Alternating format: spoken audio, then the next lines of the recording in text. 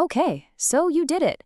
You survived the boss's endless speech, you navigated that treacherous buffet line, and you somehow made it home in one piece after that massive company feast. Welcome. This is your emergency manual for surviving the aftermath.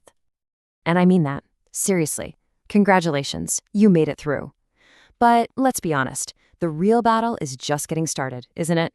So, let's get you from feeling like a food coma patient back to a fully functioning human being. If you're looking at this slide and nodding along, yeah, you're in exactly the right place. That feeling, that overstuffed, bloated feeling where every single burp tastes like a 10-course meal, we are going to fix that. And we're starting right now.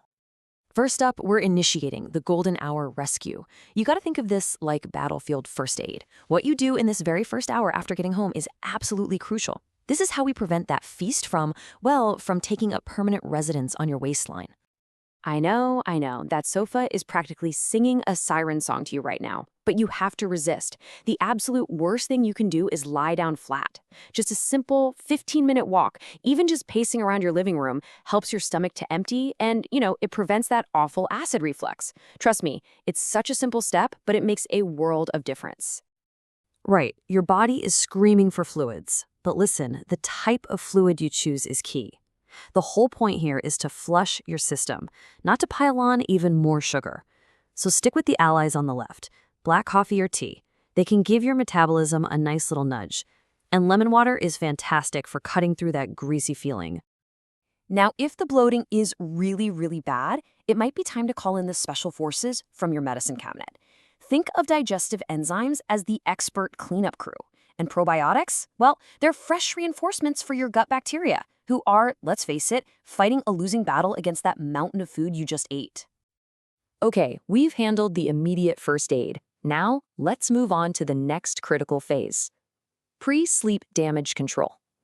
This is all about what we do right before bed to make sure you don't wake up tomorrow looking and feeling like a pufferfish. So let's identify the real enemy of the next day bloat. It's not fat, it's salt. That feast food was probably loaded with sodium, and sodium makes your body cling to water for dear life. Our mission then is to convince your body to let all that water go. And this is our secret weapon. Things called diuretic drinks, like black bean water or corn silk tea, are amazing at basically telling your body, hey, it's okay, you can release that excess sodium and water now. Just 1 cup about an hour before you go to sleep can make a massive difference in how puffy you feel tomorrow. And hey, here's a simple little physics hack for you. If you're starting to feel that telltale burn of acid reflux, don't just lie flat. Prop your head and shoulders up just a bit, maybe 15 degrees. It's such a small change, but you're literally using gravity to keep stomach acid where it belongs. This way, you're not going to wake up in the middle of the night with a fiery surprise. All right, you survived the night? Welcome to day 2. We're calling this the next day reboot plan. And listen, this isn't about punishment. It's just a calm, strategic plan to get your system back in balance and, just as importantly, to help you calm down about that scary number you might see on the scale. First things first, we need to give your digestive system a much-needed break. A little intermittent fasting, something like the 16-8 method, is perfect for this. So if you finished eating at, say, 9 p.m. last night, just hold off on eating again until 1 p.m. today. It gives your insulin levels a chance to come back down to normal after working serious overtime. Now, when you do eat, this table is your new best friend. We're basically doing a little diet decluttering.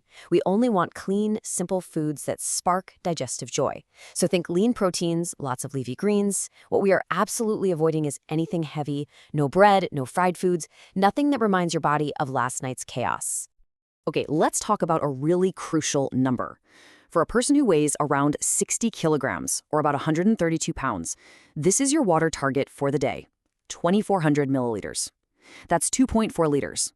You have to remember, your body is basically a salt mine right now, and you need a whole lot of water to flush it all out. And don't worry, you can easily figure out your own personal goal. Just take your weight in kilograms and multiply it by 40. That's your target in milliliters. And remember why this is so important. Water is the essential solvent that helps your body metabolize everything. It's a critical part of turning food and fat into energy. If you're not hydrated, nothing else works right. And finally, let's talk about the damage that isn't just physical. This is all about managing the psychological fallout, from any awkward social moments you might have had to the pure anxiety that comes from stepping on the scale the next morning. Let's start with this pure wisdom. If you maybe said or did something a little memorable last night, just own it. Rock a cool, calm smile. This mantra right here is your shield. If you act like nothing weird happened, I promise you no one else will dare bring it up. And please, I am begging you, stay off the scale today. It is a liar. It is lying to you. Any weight that you've gained is almost entirely water retention and, just undigested food. It is not real weight. Give your body at least 3 days to sort itself out before you even think about looking at that machine. If you're back at work and still feeling a little bit guilty and want to do something proactive, here's a workout nobody will even notice you're doing. These are simple, super discreet exercises that engage your core and your leg muscles, your body's biggest calorie burners, right there at your desk. It's just a great way to feel like you're taking back control. So, we've covered a lot of ground here, right? We went from immediate first aid all the way to psychological repair.